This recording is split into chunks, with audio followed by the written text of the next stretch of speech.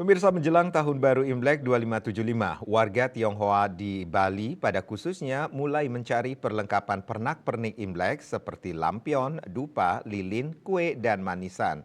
Di Denpasar terdapat satu toko yang menjadi langganan masyarakat untuk membeli perlengkapan Imlek yang ramai diburu warga. Imlek 2575 yang jatuh pada hari Sabtu 10 Februari 2024, warga Tionghoa di Bali mulai mencari perlengkapan pernak-pernik Imlek. Sejumlah toko yang menjual pernak-pernik Imlek ramai diburu warga, salah satunya di kota Denpasar. Tidak hanya warga Tionghoa di Denpasar, para pembeli banyak yang datang dari luar kota. Pernak-pernik Imlek yang dibeli antara lain seperti lampion, dupa, lilin, kue, dan manisan. Salah satu toko yang menjual berbagai perlengkapan Imlek adalah Toko Mutiara Bali, berlokasi di Jalan Dr. Sutomo Denpasar.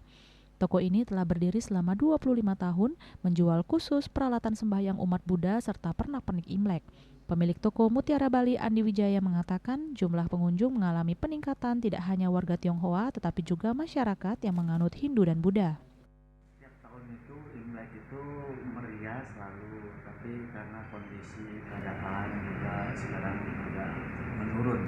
Hindu juga yang berpenganut Siwa Buddha banyak juga yang menghias karena mereka ada juga menungsung di Kuan Im, betara-betara lain dari Tionghoa punya, mereka juga ada sungsung karena mereka merayakannya. Tahun Naga itu simbol keberuntungan, simbol kelimpahan, ya semoga semua mendapatkan, baik bangsa dan negara yang sedang mengadakan pemilihan ini supaya mendapatkan pemimpin yang bijaksana.